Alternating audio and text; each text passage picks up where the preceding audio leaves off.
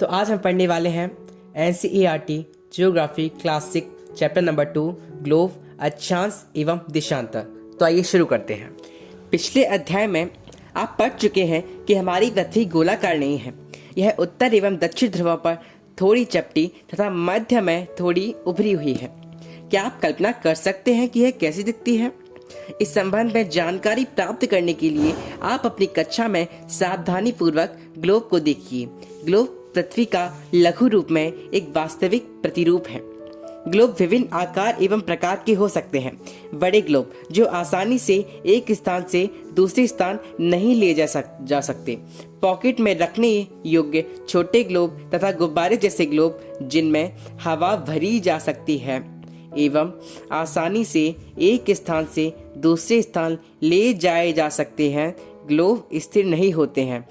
इसे उसी प्रकार घुमाया जा सकता है जैसे कुम्हार का पहिया या लट्टू घूमता है।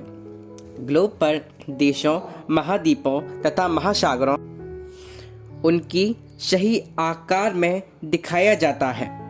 पृथ्वी के समान किसी गोले पर किसी बिंदु की स्थिति का वर्णन करना कठिन है। अब प्रश्न यह उठता है कि इस पर किसी स्थान की स्थिति कैसे बताई जा सकती है।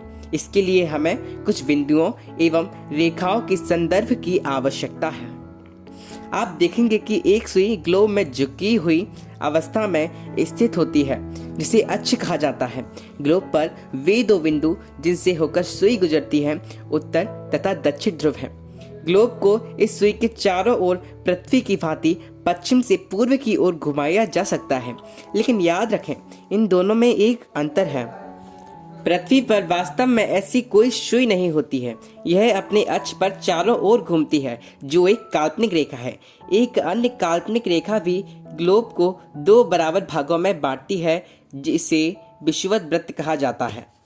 पृथ्वी के उत्तर में स्थित आधे भाग को उत्तरी गोलार्ध तथा दक्षिण वाले आधे भाग को दक्षिणी गोलार्ध कहा जाता है। ये दोनों बराबर के आधे भाग होते हैं। इस प्रकार विषुवत वृत्त पृथ्वी पर एक काल्पनिक वृत्त बनाती है एवं यह पृथ्वी पर विभिन्न स्थानों की स्थिति बताने का सबसे महत्वपूर्ण संदर्भ बिंदु है। विषुवत वृत्त से ध्रुवों तक स्थित सभी समानांतर वृत्तों को अक्षांश समानांतर रेखाएं कहा जाता है। अक्षांशों को अंश में मापा जाता है।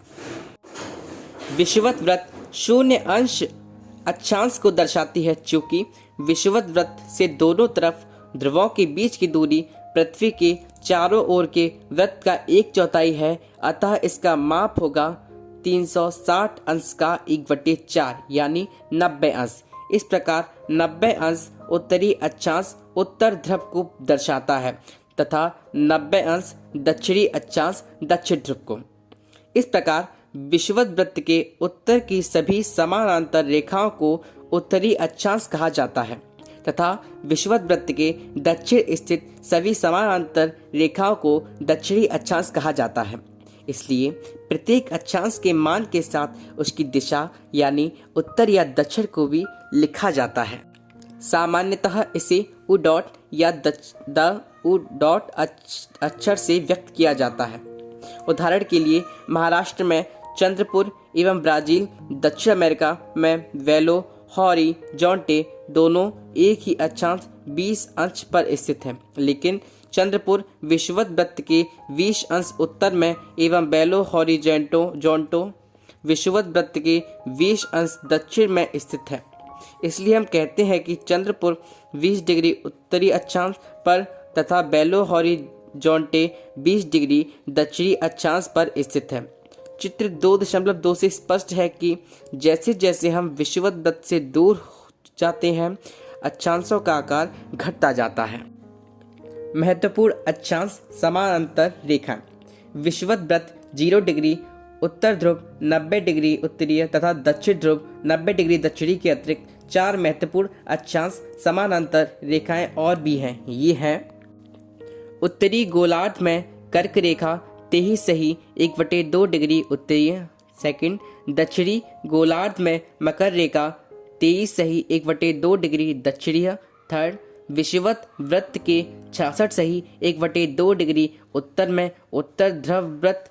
फोर्थ, विषुवत रेखा के 66 सही 1/2 डिग्री दक्षिण में दक्षिण ध्रुव व्रत। पृथ्वी के ताप कटिबंध। कर्क रेखा एवं मकर रेखा के बीच के सभी अक्षांशों पर सूर्य वर्ष में एक बार दोपहर में सिर के ठीक ऊपर होता है, इसलिए इस क्षेत्र में सबसे अधिक ऊष्मा प्राप्त होती है तथा इसे उष्ण कटिबंध कहा जाता है। कर्क रेखा तथा मकर रेखा के बाद किसी भी अक्षांश पर दोपहर का सूर्य कभी भी सिर के ऊपर नहीं होता है। ध्रुव की तरफ सूर्य की किरणें तिरछी होती जाती हैं। इस प्रकार उत्तरी गोलार्ध में कर्क रेखा एवं उत्तर ध्रुव व्रत तथा दक्षिणी गोलार्ध में मकर रेखा एवं दक्षिणी ध्रुव व्रत के बीच वाले क्षेत्र का तापमान मध्यम रहता है, इसलिए इन्हें शीतोष्ण कटिबंध कहा जाता है। उत्तरी गोलार्ध में उत्तर ध्रुव व्रत एवं उत्तरी ध्रुव तथा दक्षिणी गोलार्ध में दक्षिण ध्रुव व्रत एवं दक्षिणी ध्रुव के बीच के क्षेत्र में ठंड बहुत होती है, क्योंकि यहाँ सूर्य क्षितिज से ज्यादा ऊपर नहीं आ पाता है, इसलिए ये शीत कटिबंध कहलाते हैं। देशांतर क्या है? किसी स्थान की स्थिति को बताने के लिए उस स्थान के अक्षांश के अतिरिक्त कुछ और जानकारियों की आवश्यकता भी होती है। आप देख सकते हैं कि प्रशांत महासागर में स्थित टोंगा द्वीप एवं हिंद महासागर में स्थित मॉरिशस द्वीप एक ही अक्षांश 20 डिग्री दक्षिणी पर स्थित हैं। उनकी सही स्थिति जानने के लिए यह पता करना होगा कि उत्तर ध्रुव को दक्षिण ध्रुव से जोड़ने वाली संदर्भ रेखा से पूर्व या पश्चिम की ओर इन स्थानों की दूरी कितनी है। इन संदर्भ रेखा को देशांतरीय याम्योत्तर कहते हैं तथा उनके बीच की दूरी को देशांतर के अंशों में मापा जाता है। प्रत्येक अंश को मिनट में तथा मिनट को सेकंड में विभाजित किया जाता है। ये अर्धवृत्त हैं तथा उनके बीच की दूरी ध्रुवों की तरफ बढ़ने पर घटती जाती है एवं ध्रुवों पर शून्य होती जाती है, जहां सभी देशांतरीय यामोत्तर आपस में मिलती हैं। अक्षांश समानांतर रेखाओं से भिन्न सभी देशांतरीय यामोत्तरों की लंबाई समान होती है, इसलिए इन्हें सिर्फ मुख्य संख्या में व्यक्त करना कठिन था। तब सभी देशों ने निश्चय किया कि ग्रीनिच, जहां ब्रिटिश राजकीय वेधशाला स्थित है, से गुजरने वाली याम्योत्तर से पूर्व और पश्चिम की ओर गिनती शुरू की जाए। इस याम्योत्तर को प्रमुख यामोत्तर कहते हैं। इसका मान 0 डिग्री देशांतर है तथा यहाँ से हम 180 डिग्री पूर्व या 180 डिग्री पश्चिम तक गणना करते हैं। प्रमुख यामोत्तर तथा 180 डिग्री यामोत्तर मिलकर पृथ्वी की 2 समान भागों पूर्वी गोलार्ध एवं पश्चिमी गोलार्ध में विभक्त करती है।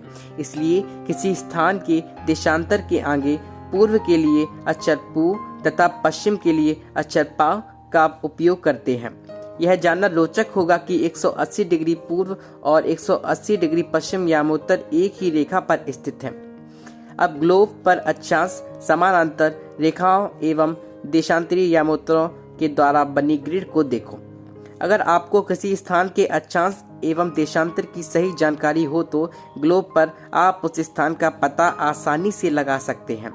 उदाहरण के लिए असम में धुबरी 26 डिग्री उत्तर अक्षांश एवं 90 डिग्री पूर्वी देशांतर पर स्थित है।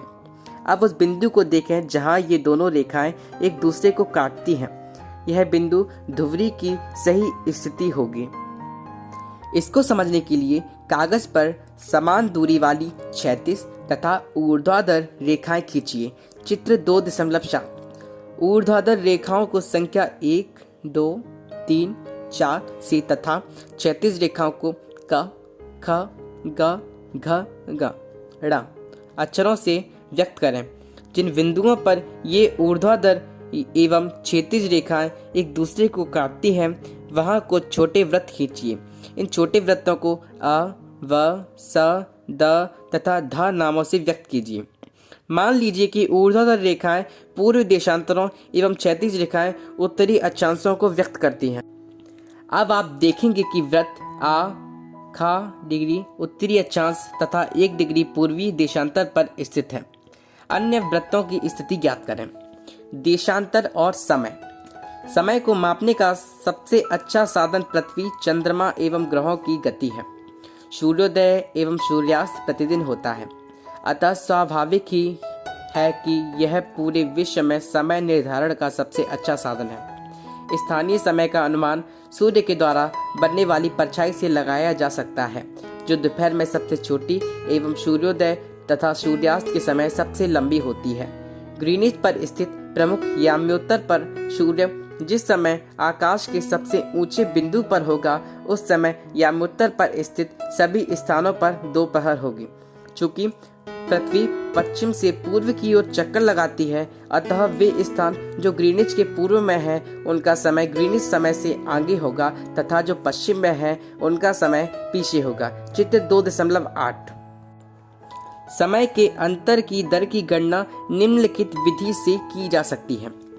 पृथ्वी लगभग 24 घंटे में अपने अक्ष पर 360 डिग्री घूम जाती है, अर्थात वह 1 घंटे में 15 डिग्री एवं 4 मिनट में 1 डिग्री घूमती है। इस प्रकार जब ग्रीनिच में दोपहर के 12 बजते हैं, तब ग्रीनिच से 15 डिग्री पूर्व में समय होगा 15 × 4 = 60 मिनट, अर्थात ग्रीनिच के समय से 1 घंटा आगे, अर्थात वहाँ दोपहर का 1 बजा होगा। लेकिन ग्रीनिच से 15 डिग्री पश्चिम का समय ग्रीनिच समय से 1 घंटा पीछे होगा, यानी वहाँ समय के 11 बजे होंगे। इसी प्रकार जब ग्रीनिच पर दोपहर के 12 बजे होंगे, उस समय 180 डिग्री पर मध्य रात्रि होगी। किसी भी स्थान पर जब सूर्य आकाश में अपने उच्चतम बिंदु पर होता है दोपहर में, उस समय घड़ी में दिन के 12 बजते हैं। इस प्रकार घड़ी के द्वारा दिखाया गया समय उस स्थान का स्थानीय समय होगा। आप देख सकते हैं कि दिए गए देशांतरीय यामोत्तर पर सभी स्थानों का स्थानीय समय समान है। हम मानक समय क्यों मानते हैं?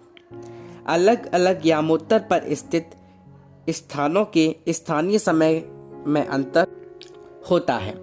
उदाहरण के लिए बहुत से देशांतरों से होकर गुजरने वाली रेलगाड़ियों के लिए समय सारणी तैयार करना कठिन होगा। भारत में गुजरात के द्वारका तथा असम के डिब्रूगढ़ के स्थानीय समय में लगभग 1 घंटा 45 मिनट का अंतर होगा। इसलिए यह आवश्यक है कि देश के मध्य भाग से होकर गुजरने वाली किसी यामोत्तर के स्थानीय समय को देश का मानक समय माना जाए। इस यामोत्तर रेखा के स्थानीय समय को पूरे देश का मानक समय माना जाता है। भारत में 82 डिग्री पूर्वीय 82 डिग्री 30 मिनट पूर्वीय को मानक यामोत्तर माना गया है। इस यामोत्तर के स्थानीय समय को पूरे देश का मानक समय माना जाता है। इसे भारतीय मानक समय के नाम से जाना जाता है। कबीर भोपाल के निकट एक छोटे से नगर में रहता है। वह अपने मित्र आलोक से कहता है कि वे लोग आज रात्रि में नहीं सो पाएंगे। भारत एवं इंग्लैंड के बीच एक क्रिकेट मैच लंदन में 2 बजे अपराह्न में शुरू होगा, अर्थात भारत के समय अनुसार मैच शाम के 7:30 बजे शुरू होगा तथा देर रात्रि में समाप्त होगा। क्या आप जानते हैं कि भारत एवं इंग्लैंड के बीच समय में क्या अंतर है? भारत ग्रीनिच के पूर्व 82 डिग्री 30 मिनट पूर्वीय में स्थित है तथा यहाँ का समय ग्रीनिच समय से 5 घंटा 30 मिनट आगे है। इसलिए जब लंदन में दोपहर के 2 बजे होंगे, तब भारत में शाम के 7:30 बजे होंगे। कुछ देशों का देशांतरीय विस्तार अधिक होता है, जिसके कारण वहाँ 1 से अधिक मानक समय अपनाए गए हैं। उदाहरण के लिए रूस में 11 मानक समयों को अपनाया गया है। पृथ्वी को 1-1 घंटे वाले 20 समय क्षेत्रों में बांटा गया है। इस प्रकार प्रत्येक समय क्षेत्र 15 डिग्री देशांतर तक के क्षेत्र को घेरता है। तो इस प्रकार यह अध्याय समाप्त होता है। ये सभी ऑडियो बुक्स आपके एज ए यूपीएससी एस्पिरेंट आपके रिवीजन में बहुत ज़्यादा ही सहायक हैं। मैं आपको पर्सनली सजेस्ट करूँगा कि आप कम से कम एक बार इन बुक्स को हफ्ते में ज़रूर पूरा करें, जो कि आपके लिए बहुत ही लाभदायक सिद्ध होगा। धन्यवाद।